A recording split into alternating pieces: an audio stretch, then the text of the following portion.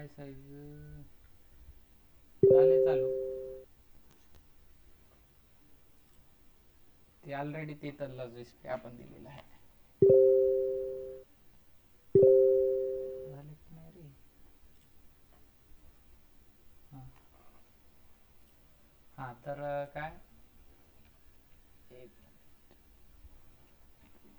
हां तर आपण काय करणार, वीकलीला चेक करणार लेवल कोणती आहे, आणि डेलीला चेक करणार, आणि Delilah G he E M A आहे त्याच्यावर चेक करणार आपण की ई एम एच्या खाली असेल तर डाऊन ट्रेंड, ई एम एच्या वर असेल तर अप ट्रेंड. मोस्टली म्हणजे आता कसं, आता ज्या वेळेस जर बॉटम होणार असेल किंवा टॉप बनणार असेल तर त्यावेळेस ई एम एच्या वर जरी असेल तर आपण सेल करू शकतो, कारण की आपण टॉप कॅप्चर करणार. तर सगळ्यात आधी मी विकलीला चेक करतो की कोणती लेवल आहे का. तर आता ह्याच्यामध्ये तर काही लेवल दिसत नाही एवढी ॲडमध्ये. ओके, ही पेअर झाली स्किप. त्याच्यानंतर U D C H F. आता ह्याच्यामध्ये लेवल आहे, हे बघा, ही ऑलरेडी मी मार्क केलेली होती. ही वाला हा विकलीचा डिमांड झोन आहे, आणि हा डेलीवर चेक करू आपण. हा डेलीवर. तर याच्यामध्ये आपण लास्ट वीकमध्ये शॉर्ट साईड प्लॅन केला होता, कारण की डेलीला ई एम एच्या खाली होतं, आणि हा वाला जो झोन आहे, हा म्हणजे विकलीचा जो झोन आहे तो बऱ्याच वेळेस 2-3 वेळेस टेस्ट झाला होता, आणि आपण काय हे करू लागलो की ह्याच्यानंतर पण परत खाली जाईल, आणि हा वाला जो टेस्ट करायचा राहिला ना झोन, त्याच्यामुळे इथंपर्यंत यायचा आपण साठी शॉर्ट साईड प्लॅन केला होता. बट काय झालं की इथं ही लिक्विडिटी ग्रॅब झाली ही ह्या पूर्ण लेवलची, आणि त्याच्यानंतर वर गेले. आता परत हा वाला जो झोन आहे, आता हे मी आधीच डिलीट करतो.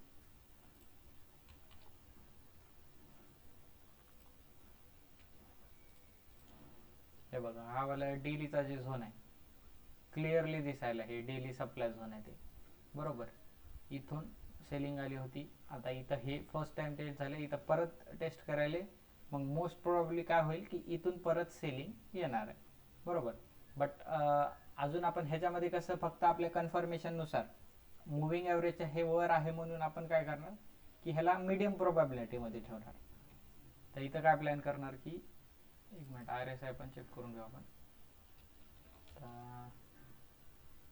डेली आणि विकलीला पण काही नाही आहे, आर एस आय ठीकच आहे, समजा मीडियममध्ये आहे ना, त्याच्यामुळं ओव्हरबॉट आणि ओव्हरसोल्डमध्ये पण नाही. मग ह्या झोनपासून आपल्याकडे काय पॉसिबिलिटी आहे, छोट्या टाइम फ्रेमवर गेलं तर, की इथं एकदा टेस्ट केलं होतं तर यावेळेस परत येईल, इथे टेस्ट करेल आणि परत सेलिंग येईल, अशा टाईपमध्ये हे एक सीन बनू शकतं आहे. म्हणून आपण ह्याला काय करणार, फ्लॅग करून ठेवणार. आता मी ब्लू फ्लॅगमध्ये ठेवतो माझे फॉरेक्सचे जे पेअर्स आहेत आपल्याला ट्रेड करण्याचे, बरोबर. मग असं झालं, हे डेलीची लेवल आणि विकलीची लेवल. विकलीनुसार आपल्याला कळायलं की हे कुठंतरी मेजर लेवलला आहे, म्हणून आपण आता ह्याला सध्या मार्क करून ठेवले की ह्याच्यामध्ये आपल्याला पोटेन्शियल कोणत्या साईडला ट्रेड भेटणार आहे. सेकंड, आता आपण नेक्स्ट पेअरला गेलं तर एवढे जे पी वाय. आता ह्याच्यामध्ये डेलीला ट्रेंड लाईन ब्रेकडाऊन झाले, बट अशी काही मेजर लेवल, आता ही एक आहे लेवल,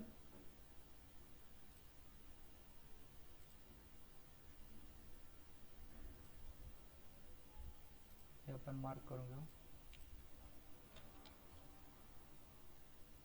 डेली आणि विकली हा वाला डिमांड झोन आहे, बरोबर. याच्यामध्ये काय पॉसिबिलिटी आहे की इथून इथून एक बाईंग येईल, बरोबर. पण आर एस आय मध्ये डायव्हर्जन्स नाही आहे. आता हे बघा, इथं हे एक लो बनवलाय, परत हा लो बनवलाय, पण याच्यामध्ये काही म्हणजे पॉझिटिव्ह डायव्हर्जन्स वगैरे दिसत नाही, कारण की आर एस आय परत वीक झाला. त्याच्यामुळे इथं आपण बाय साईड आपण आत्ताच प्लॅन करू शकत नाही, कारण की करंटली पेअर वीक आहे, आणि प्लस डेलीमध्ये आपण बघू मुव्हिंग ॲव्हरेजच्या खाली आहे.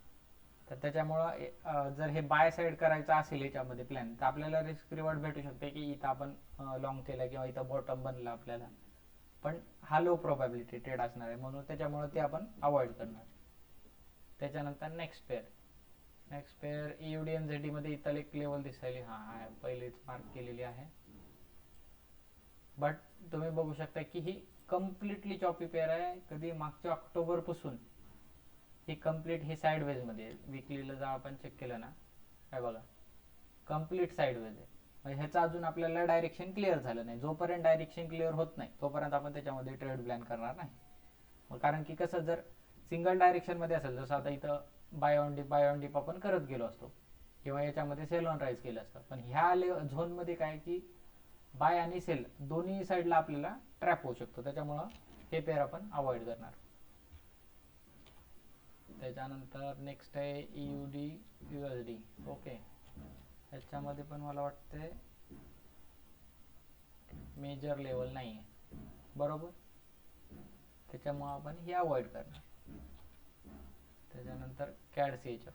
आता ह्याच्यामध्ये इथं बॉटमला लेवल होती. ओके, हा मार्क केलेलीच आहे.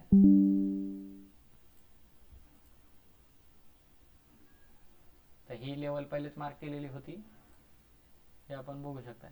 इथून करेक्ट एक्झॅक्ट बाउन्स आला. इथं मी अलर्ट लावलेला होता, आय थिंक, हा अलर्ट लावलेला होता की जर आपल्याला हे क्रॉस केलं तर आपल्याला शॉर्ट साईड एंट्री भेटेल. बट ते अलर्ट काय आपला ट्रिगर झाला नाही आणि त्याच्यानंतर वर गेला. आता ह्याच्यानंतर इथं बघू शकता की हे डेलीचा सप्लाय झोन आहे आणि सप्लाय झोनमध्ये आता जस्ट मार्केट टॅप करायला.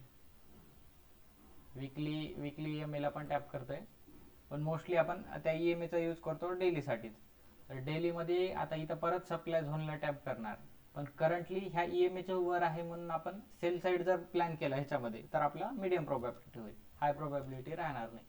आणि जर हाय प्रोबॅबिलिटी जर करायचा असेल आपल्याला तर काय करणार आपण की याच्या ब्रेकआउटचा हा जो झोन आहे, ब्रेकआउट प्लस रिटेस्ट, आणि इथे रिटेस्ट केल्यानंतर जर इथं बायर्स आले तर आपण इथं लॉंग साईड प्लॅन करणार. आणि सेकंड केसमध्ये काय करणार की इथे सप्लाय झोन टेस्ट करेल, रिजेक्शन येईल, रिजेक्शन नंतर कन्फर्मेशनवर आपण शॉर्ट साईड प्लॅन करणार परत ह्या झोनपर्यंत. कारण की हे कसं साईडवेज म्हणजे जे आपलं चॅनल असतं ना तशा टाईपमध्ये चालू आहे. परत खाली आलं की बाईंग यायली, वर गेल्यानंतर सेलिंग यायली, बाईंग यायली, इथे सेलिंग यायली, परत इथं बाईंग. आपण ह्या चॅनलमध्ये कसं, आणि मोठा आपला झोन आहे ना त्याच्यामुळे आपण एवढं तर मूव कॅप्चर करू शकतो. तर एकतर याच्यामध्ये दोन केस बनतील की आपण एकतर काय करणार, ब्रेकआउट नंतर रिटेस्टला जर बायर्स म्हणजे इथं प्रेझेंट असले आणि जर आपल्याला 4 आवर वगैरे जर काही कन्फर्मेशन भेटलं की इंगल्फिंग कॅन्डल बनायली परत इथं म्हणजे बायर सेंटर व्हायले, तर काय करणार आपण इथं लॉंग साईड प्लॅन करणार. आणि आय थिंक ही नाही आहे लेवल, ही ओल्ड लेवल मार्क केलेली होती. मिनिमम इथं एक आहे,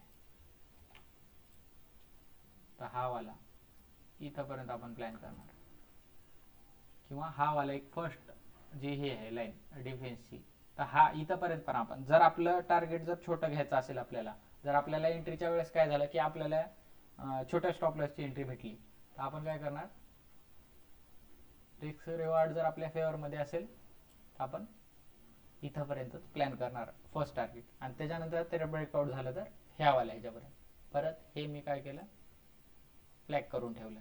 ओके, त्याच्यानंतर नेक्स्ट CAD मध्ये काही क्लिअर तर हे नाही आहे, कारण की इथं हे अशी कॅन्डल बनल्यामुळं ही जी गॅप डाऊनवाली कॅन्डल होती आणि त्याच्यामुळे याच्यामध्ये आपल्याला काही डेलीला तर लेवल नाही आहे, विकलीला पण नाही आहे समजा. फक्त हा वाला जो झोन था आपण लास्ट टाइम याच्यामध्ये शॉर्ट साईड प्लॅन केला होता इथे, आय थिंक याच्यामध्ये हा हीच पेअरमध्ये मला वाटते 2 SL दिले होते आपण आय थिंक, हा, कारण की इथे साईडवेज होता ना मार्केट आणि आपण इथं छोटा SL लावला होता, तर ॲक्च्युअल SL आपला इथे काहीतरी येत होता आणि हीच आपलं फर्स्ट टार्गेट होतं, कारण की इथं प्रिव्हियसली जी डेलीची डिमांड होती आणि त्याच्यानंतर आपला SL हिट झाल्यामुळे आपण वीकली ते ट्रेड नंतर परत त्याच्यामध्ये रिएंट्री घेतली नाही, पण इथून करेक्ट रिजेक्शन आलंय आणि आपलं टार्गेट तर झालंय डन. मग असं होत असतं त्याला काही आपल्याला हे नाही, पण आपलं ॲनालिसिस करेक्ट जाईल हे महत्त्वाचं.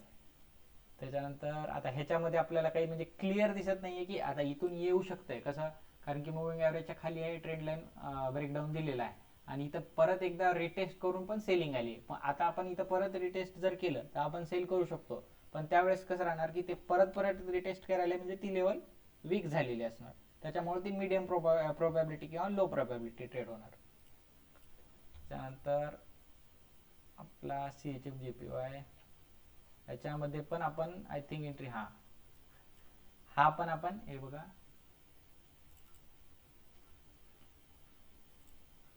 या पेअर मध्ये इथे काहीतरी एंट्री घेतली होती आपण शॉर्ट साइड, त्याच्यामध्ये आपण इथे एसएल दिला आणि केस टू सिनारिओ मी सांगितलं होतं की एकतर इथून सेलिंग येऊ शकते किंवा याच्यानंतर इथं जर अकम्युलेशन येऊन इथं जर ब्रेकआउट दिला आपल्याला तर इथून परत बाईंग येऊ शकते या लेवलपर्यंत. पण काय झालं की इथूनच करेक्ट सेलिंग आली, परत डेली EMA टेस्ट केलं आणि त्याच्यानंतर डाऊन ट्रेंडमध्येच आहे. बट हा पण ट्रेड आपण आय थिंक एक एसएल दिल्यानंतर आपण ह्याच्यामध्ये परत तरी एंट्री घेतली नव्हती. आपण ट्रॅक करत होतो लॉंग किंवा शॉर्ट दोन्ही साईड, बट ह्या ब्रेकडाऊनला आपण मिस झालं त्याच्यामुळे त्याला आपण सोडून दिलं. आता हा वाला एक झोन आहे जो इथपर्यंत येऊ शकतो, पण कसं एकच वेळेस ट्रेड झाल्यामुळे आपण ह्याला अजून काही मार्क केलेलं नाही.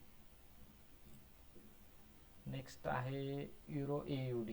तर इथं आपल्याला खाली ब्रेकडाऊन भेटलेला आहे आणि ही डेलीची लेवल तुम्ही बघू शकता काय बघा. ओके, तर ही चांगली डेलीची लेवल आहे ज्याच्यामध्ये सप्लाय आणि डिमांड लेवल आपण ज्याला म्हणतो ती वाली होती. इथं बघितलं, इथं ब्रेकआउट दिला, इथं परत आलं बाईंग आली, परत आलं बाईंग आली. पण हा वाला जो डेलीचा सप्लाय झोन आहे तिथून पण परत सेलिंग आली, म्हणजे इथं सेलर बसलेले. विकलीला पण आपण बघू. ओके, विकलीला पण हा इम्पॉर्टंट झोन आहे, त्याच्यामुळे आता काय करणार आपण, इथं रिजेक्शन आलंय आणि डेलीवर इथं आता ब्रेकडाऊन आले. जर आपल्याला मंडेची कॅन्डल इथे खाली क्लोज दिली या लेवलच्या, हा जो झोन आहे हे बघा, हा वाला जो झोन आहे इथून पण बाईंग आली होती ना, हा तेवढा इम्पॉर्टंट नाही, फक्त ह्याच्यासाठी आपल्याला एक कन्फर्मेशन साठी की ट्रेंड रिव्हर्सल झाले. आता ऍक्च्युअल मध्ये तर झालंय आपल्यासाठी बिअरिशच आहे, कारण की मूव्हिंग ॲव्हरेजचा पण खाली आहे आणि हा वाला जो झोन आहे तो ब्रेकडाऊन दिलाय. तर आपण काय करणार ह्याच्यामध्ये, आता ही अशी इथे क्लोज झाली, त्याच्यानंतर इथं जर रिटेस्टला आलं आणि आपल्याला जर रिजेक्शन भेटलं तर आपण सेल करणार मिनिमम हा वाला झोन पर्यंत टार्गेट. ओके, तर या वाल्या झोन पर्यंत आपलं फर्स्ट टार्गेट राहणार. इथं पण आपण ठेवू शकतो, पण आपण काय, आपण जर मोठा स्टॉप लॉस ठेवला आणि प्रॉपर जर आपल्याला एंट्री भेटली तर बिअरिश ट्रेंड असेल तर इथंपर्यंत म्हणजे आपल्याला एका वीक मध्ये तर मिळूनच जाईल. तर 1 वीक मध्ये जे भेटेल आपल्याला तिथपर्यंत आपण टार्गेट घेणार. ओके, ही पण पेअर मी मार्क करतोय. त्याच्यानंतर नेक्स्ट युरो कॅड. काही डाऊट असेल तर म्हणजे विचारून घ्या लगेच, त्यात म्हणजे जर ॲनालिसिस काही हे झालं नाही तर. त्याच्यानंतर युरो कॅड मध्ये पण आपण बघू शकतो की काय EMA 50 EMA डेलीचा, मेसेज केला का, 50 EMA डेलीचा. तर आता इथं परत एक झोन आहे बघा, हा वाला झोन, हे इम्पॉर्टंट झोन आहे, इथून बाईंग आणि सेलिंग यायली. आता इथं कसं होतं युरो कॅड मध्ये पण क्लिअरली आपण बघू शकतो, हे वाला झोन विकली सप्लाय झोन होता. या विकली सप्लाय झोन मध्ये आणि इथे एक छोटा डेली वाला पण होता. टेस्ट केलं, सेलिंग आली, इथून परत सेलिंग आली. आता यावेळेस गेलो होतं तिथून सेलिंग आली, इथं आपल्याला परफेक्ट डबल टॉप भेटला. डबल टॉप नंतर इथं हा वाला जो छोटा झोन होता 4 आवर बघू शकता, हे बघा हा वाला ब्रेकडाऊन दिला. आता खरं तर इथं रिटेस्टला पण एंट्री जमली असती, रिटेस्टला आलं नाही मार्केट, परत सेलिंग आली. इथं एक छोटा झोन मार्क केलेला होता छोट्या टाइम फ्रेमवरचा, तिथं थोडंसं साईडवेज मध्ये गेलं आणि परत सेलिंग आली. आता इथं काय होऊ शकते की एवढं पडलंय बरोबर मार्केट आणि कंटिन्युअस मध्ये सेलिंग येत नाही, ऍटलिस्ट एखादं रिट्रेसमेंट इथंपर्यंत पुल बॅक व्हायला पाहिजे या वाल्या झोन पर्यंत किंवा या वाल्या झोन पर्यंत. तर या वाल्या झोन मध्ये आपल्याला EMA पण भेटायला आहे आणि इथं आता हे जे होता हे डेली डिमांड झोन आहे. तर इथं आपण काय करणार, इथं जर आपल्याला एक इनसाइड बार भेटलं समजा किंवा एखादं 4 आवर अक्युमुलेशन झालं की अशा टाइप मध्ये, असं अक्युमुलेशन होऊन जर आपल्याला इथंपर्यंत आपण एंट्री प्लॅन करू शकतो बाय साईडला. छोट्या टाइम फ्रेमला. पण हा काय होणार आपला काउंटर ट्रेंड ट्रेड होणार, म्हणून हा झाला आपला परत मीडियम प्रोबॅबिलिटी, कारण की मूविंग एव्हरेजच्या खाली पण आहे आणि ट्रेंडच्या अगेन्स्ट आहे. आपण फक्त आपण जस्ट मार्क करून ठेवणार की इन केस जर युरो पेअर बुलिश झाली ह्या वीकसाठी, आपण आता मंडेला आपल्याला कळणार की कोणती पेअर म्हणजे वीक आहे आणि कोणती स्ट्रॉंग आहे. जर युरो जर स्ट्रॉंग झाली आणि कॅड जर वीक झाला तर आपल्याला ह्याच्यामध्ये बाय साईड एकदम परफेक्ट ट्रेड मिळू शकतो. बट युरो जर वीक असेल तर आपण हा वाला ट्रेड अवॉइड करणार. त्याच्यानंतर next euro CHF, I think हा ही पण जवळपास साईडवेज टाईपमध्ये आहे पेअर. हा आपल्याला इथं ब्रेकआउटच्या वेळेस आपण हा मिस झाला होता ट्रेड, आणि हे इथला जो झोन आहे याने टेस्ट करून याच्यामध्ये परत सेलिंग आली. आता करंटली साईडवेज आहे आणि कोणती मेजर लेवल नाही जिथं आपण ट्रेड प्लॅन करू शकतो, त्याच्यामुळं हे पेअर आपण सोडून देणार. आता कोणती युरो GBP, हा पण मी प्रिव्हियस मार्क केलेला झोन होता. ही पण लेवल तेवढी इम्पॉर्टंट नाही आहे, कारण की हा झोन तेवढा क्लिअर नाही, कारण की बघू शकता बघा एवढा मोठा झोन आहे. आणि इथं आपण जर बाय किंवा सेल साईड जर ट्रेड प्लॅन केला ना तर कसं होते की रिस्क रिवॉर्ड आपल्या फेअरमध्ये राहत नाही, त्याच्यामुळं करंटली आपण अवॉइड करतो. इथं एक आपण प्लॅन केला होता, इथं मी लास्ट आय थिंक 2 वीक खाली काहीतरी टाकलं होतं, ही सेल साईडवाला, हे अजून पण मार्क केलेला आहे हा सेल साईडवाला. इथून पण आपल्याला नंतर इथं जेव्हा मंडेला आपण ट्रेड घेत नाही म्हणून इथं मंडेलाच फॉल आला, त्याच्यानंतर आपण रिटेस्टची वेट करत होतो, बट रिटेस्ट करणं ते मार्केटनं आपलं टार्गेट अचीव केलं, त्याच्यामुळं हे आपण अवॉइड करणार. नेक्स्ट युरो JPY नाही, डेलीला एक वेळेस टेस्ट झालेला झोन आहे, बाकी आय थिंक इथं एक आहे झोन,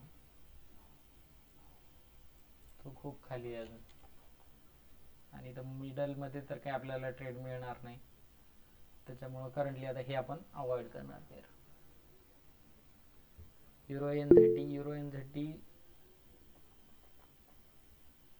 पेअर्स ते आपण काय करणार की पेअर्स पूर्ण स्कॅन करायचे की कोणत्या पेअरमध्ये सेलिंग आली, अगेन्स्ट विच पेअर.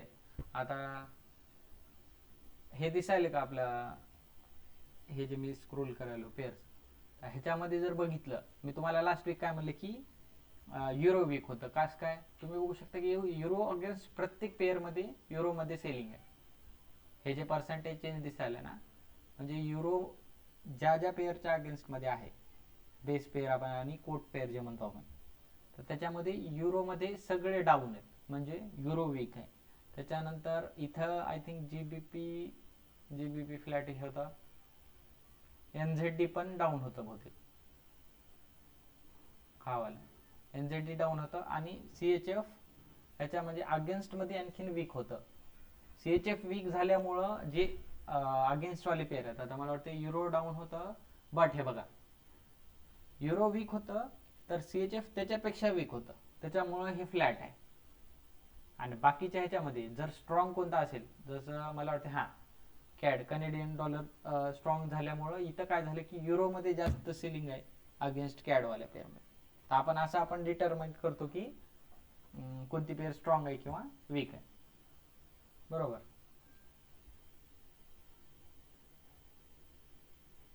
हा नाही असू शकते ते आता प्रत्येक डेटावर डिपेंड करते कंट्रीच्या, जसं म्हणजे आता कोण काय, आता तरी ट्रम्पने मागे टॅरिफ हे केले, अनाऊन्स केले, त्याच्यामुळं कॅडच्या पेअर्सवर इम्पॅक्ट झाला.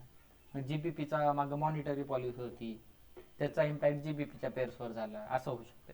आणि वीक पेअर त्याच्या अगेन्स्ट ची जी पेअर आहे ती त्याच्यापेक्षा वीकर असेल तरी पण त्याच्यामध्ये सेलिंग येऊ शकते. आणि जर स्ट्रॉंग केस असला, म्हणजे जसं एखादी पेअर स्ट्रॉंग आहे आणि त्याच्या अगेन्स्टवाली पेअर जर वीक असेल तर त्या पेअरमध्ये सगळ्यात जास्त मूव भेटणार आपल्याला.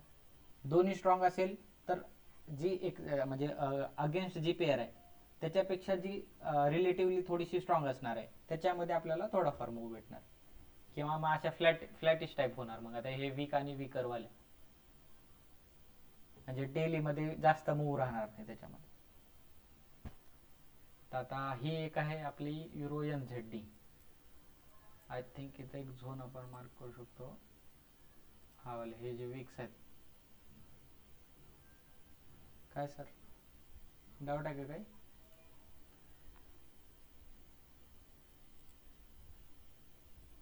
ओके,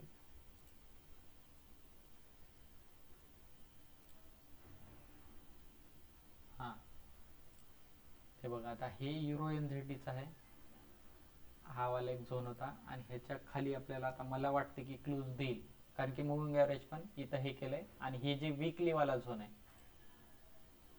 हे बघा हे वीकली वाला झोन आहे, वीकली पासून सेलिंग आली म्हणजे मोठ्या झोनला रिस्पेक्ट केले बरोबर.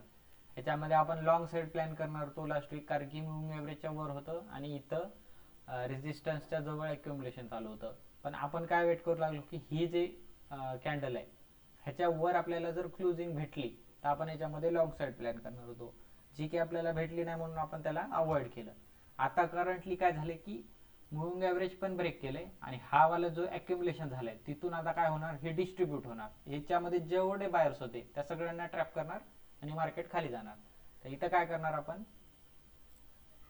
इथं आता खाली तर क्लोजिंग दिले बरोबर, मंडेला परत जर याच्या खाली गेलं मार्केट, त्याच्यानंतर इथे रिटेस्टला आलं या झोनमध्ये, तर त्या रिटेस्टला आपण एंट्री घेणार आणि मिनिमम आपलं इथंपर्यंत आपलं टार्गेट राहणार. हा वाला पण एक झोन आहे पण हा छोटा झोन आहे आणि रिलेटिव्हली आपण आता हे एकदा टेस्ट झाल्यामुळे आपण ह्याला काढून टाकलं.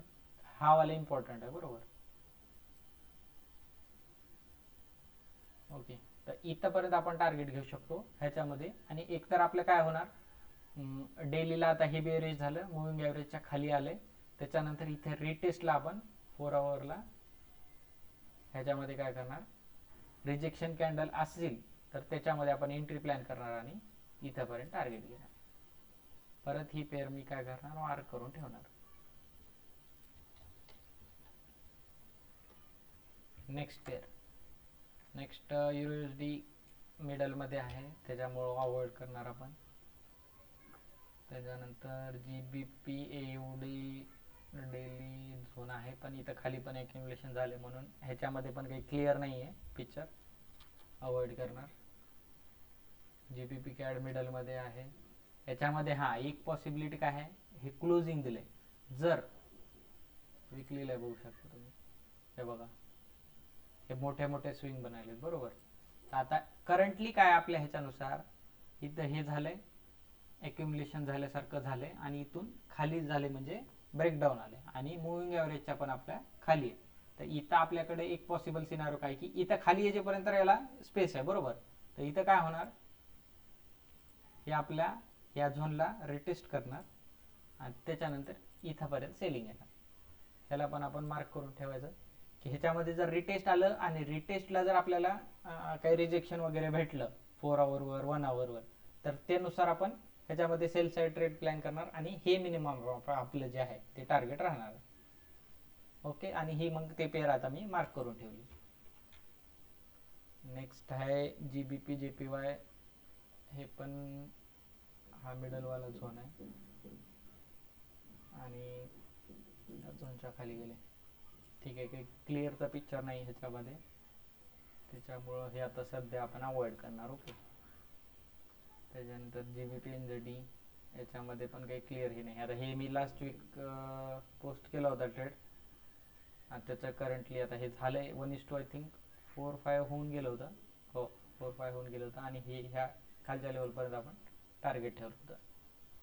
बट आता हे आपला गेलं ते ट्रेड, त्यामुळे त्याला आपण डिलीट करून टाकणार.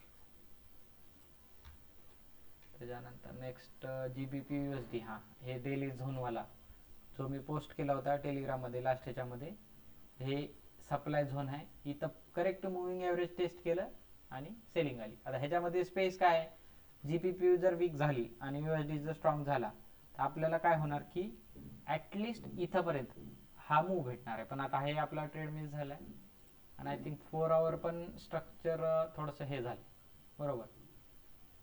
इथे घेऊ शकतो आपण ट्रेड जर या लेवलला भेटला आपल्याला, बट करंटली तर काही मला वाटत नाही आहे तेवढं क्लिअर पिक्चर याच्यामध्ये, त्याच्यामुळे आपण अवॉइड करणार. GBP CHF ह्याचा पण मी ॲनालिसिस डिटेलमध्ये सांगितलेलं आहे. हे विकलीचा झोन हा वाला आणि हे हे खालचं आहे. हे दोन्ही विकली झोन आहेत आणि टाईट कन्सोलिडेशन चालू आहे. हे बघा एवढ्याच झोन मध्ये कधीपासून सप्टेंबर पासून खेळायले, बरोबर. एवढे महिने झालं आणि डेलीला बघू शकताय बघा सेलिंग, इथून buying, selling, buying, selling, buying आणि कंटिन्यू हेच चालू आहे. ह्या झोन मध्ये आला तर लास्ट टाइम इथं आपण कुठेतरी शॉर्ट केलं होतं की एवढ्या वेळेस इथं ही लेवल टेस्ट झाली आहे म्हणजे ब्रेकडाऊन करेल म्हणून आपण इथं शॉर्ट केलं. आय थिंक 1:2 का 3 काहीतरी जाऊन ट्रेड आपला सीटीसी हिट झाला होता.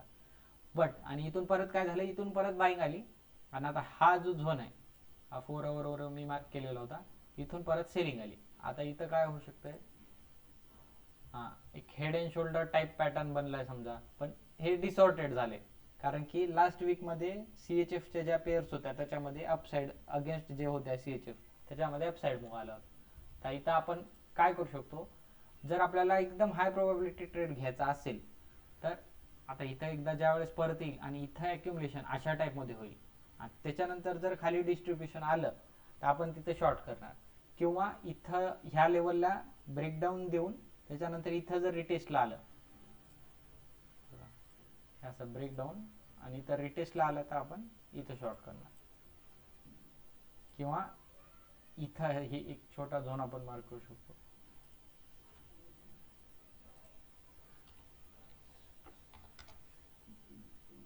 हे बघा डेलीला हा वाला झोन आपण 4 आवर मार्क केला. आपण काय करणार, ह्याच्या खाली जर क्लोज भेटला आपल्याला या लेवलच्या आणि या क्लोजच्या नंतर या ही जर लेवल ब्रेक केली ही वाली, बरोबर, तर काय होणार की आपला ट्रेंड खालच्या साईडला चेंज होणार. इथं आपण शॉर्ट करू शकतो. हे आपलं फर्स्ट टार्गेट राहणार आणि मोस्ट प्रोबॅबली ही वाली लेवल आता ब्रेक होईल कारण की 1 2 3 4 5 6 ते 7 वेळेस जवळपास ही लेवल टेस्ट झाली. आणि कधी बघायचं, एखादा लेवल जर परत परत परत परत परत टेस्ट होत असेल तर मोस्ट प्रोबॅबली ती लेवल ब्रेक होणार आहे. जर आता ह्याच्यानंतर आणि मग हे कसं होणार, ही लेवल आपल्या मुव्हिंग एव्हरेजच्या पण खाली येणार आहे. त्याच्यामुळं जर इथं जर ब्रेकडाऊन भेटलं तर ते एकदम हाय प्रोबॅबिलिटी ट्रेड असणार आपला डाऊन साईडसाठी. ह्याच्यामध्ये आपण तसं प्लॅन करू शकतो. हे फक्त आपण मार्क करून ठेवू, मला वाटत नाही ह्या वीकला आपल्याला एंट्री मिळेल, तरी 4 आवर जर आपल्याला एंट्री मिळाली तर आपण ट्राय करू त्याच्यामध्ये घ्यायचं. I think okay NZD CAD मध्ये पण डेली डिमांड होता बट तो डिसॉर्टेड झालेला आहे, त्याच्यामुळे इथं पण काही लेवल नाही आहे. नेक्स्ट आपला NZD CHF मध्ये चान्सेस आहेत की अक्युमुलेशन आलंय आणि हा वाला झोन ब्रेक करेल अपसाइडला, बट या वीकला नाही करेल असं वाटतंय मला तर. ओके वीकली डेली छान आहे, फक्त काय आपण मार्क करून ठेवू, याच्यामध्ये काय चान्सेस आहेत की इथं ब्रेकआउट येईल आणि रिटेस्ट आणि हे आपला नेक्स्ट पोझिशनल व्ह्यू राहणार आहे. मे बी नेक्स्ट वीक किंवा नेक्स्ट मंथ पण भेटू शकतं कारण की ह्याच्यामध्ये खूप अक्युमुलेशन बाकी आहे अजून. इथं आपलं कधीपासून हे डिसेंबर पासूनची लेवल आहे ही, तर आपण बघू. ह्याला फक्त मार्क करून ठेवलं आपण, हे केलं नाही आज या वीकसाठी. NZD JPY मध्ये पण लेवल नाही आहे. NZD USD मध्ये आता ही वीकली लेवल आहे. इथं आपण वरून शॉर्ट केलं होतं, ही वीकली डिमांड आहे.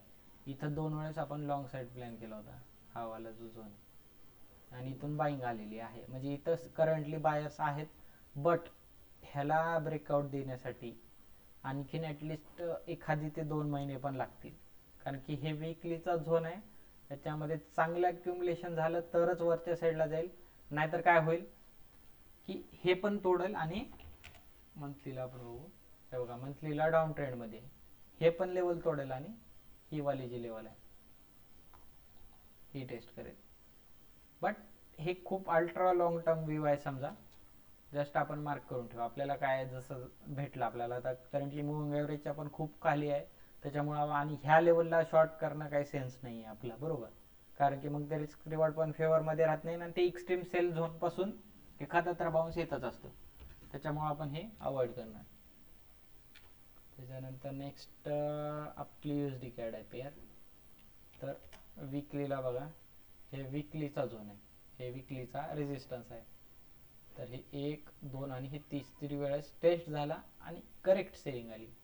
जर कोणी विकली लेवल मार्क केली असेल तर हे सगळ्यात इझी ट्रेड होता जेथून शॉर्ट करायचं. कारण की कधी पण बघायचं जे इयरलीच्या लेवल आहेत ना, जे मला वाटतं ही किती 2020ला एकदा टेस्ट झाली होती, त्याच्या आधी 2016ला. तर अशा जे टेस्ट झालेले लेवल राहतात ते एकदम प्रिसाइसली वर्क करतात. तिथून आलं तिथं आणि तिथून परत रेजिस्टन्स आलं आणि त्याच्यामध्ये सेलिंग आली. आता करंटली काय आहे, वीकली आणि डेलीला आता इथून सेलिंग आली, इथून जर कोणी घेतला असेल शॉर्ट तर ठीक आहे, त्यांनी होल्ड करणार. पण त्यांनी पण काय करणार की हे करंटली पेअर डेलीला तर बुलिश आहे, 4 आवरला बुलिश आहे आणि इथं आता एक झोन आहे, तर इथं मोस्टली त्यांनी बुक करणार. आता हे मी छोट्या टाइम फ्रेमला असंच ते टूल लावून ठेवला होता लास्ट वीकसाठी. तर इथं काय पॉसिबिलिटी आहे की इथं डेलीचा EMA आहे आपल्याकडे, बरोबर. तर इथून एकतर बाईंग येईल किंवा हे लेवल जर ब्रेक झाली तर हे लोक ट्रेल करत जातील कंटिन्युअसली. आणि इथं जर कोणी शॉर्ट करणार असेल तर त्याच्यासाठी पण हा लेवल झोन बेस्ट आहे. इथून काय करू शकतो की हे ब्रेकडाऊन झालं, मुव्हिंग ॲव्हरेज पण आहे इथं आपलं, रिटेस्ट, त्याच्यानंतर आय थिंक या लेवलपर्यंत आपण ठेवू शकतो अशा टाईपचे. आणि सेकंड केस काय की इथं हा सप्लाय झोन आहे, इथं ॲक्युमुलेशन होईल आणखीन परत,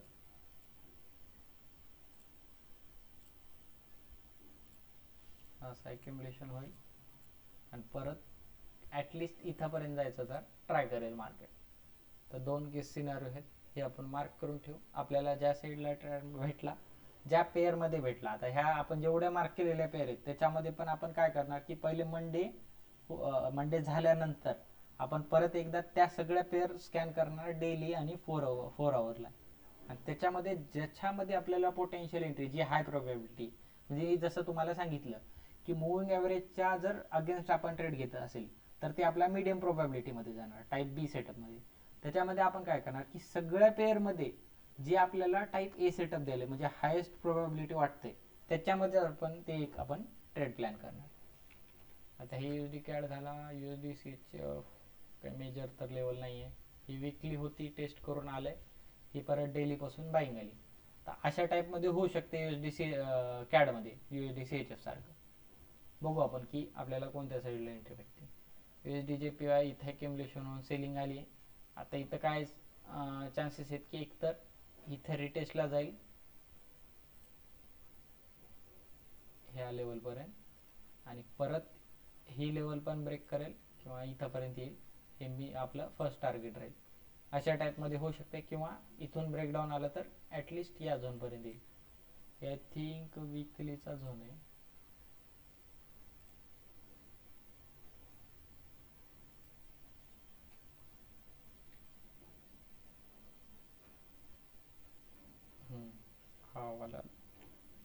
हा वाला लेवल जो आहे तो मिनिमम इथंपर्यंत येऊ शकतो.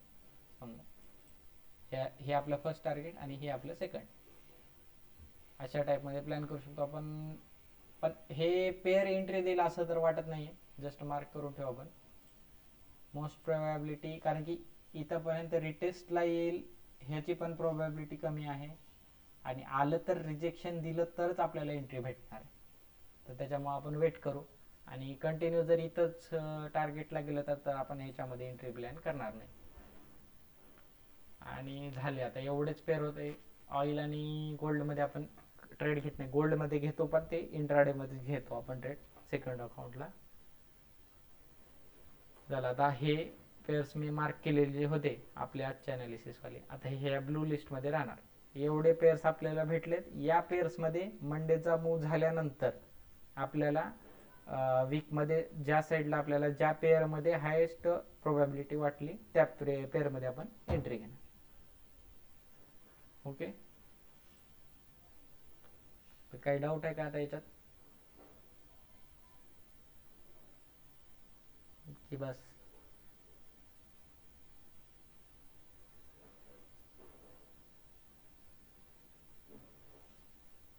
डन करूया मग.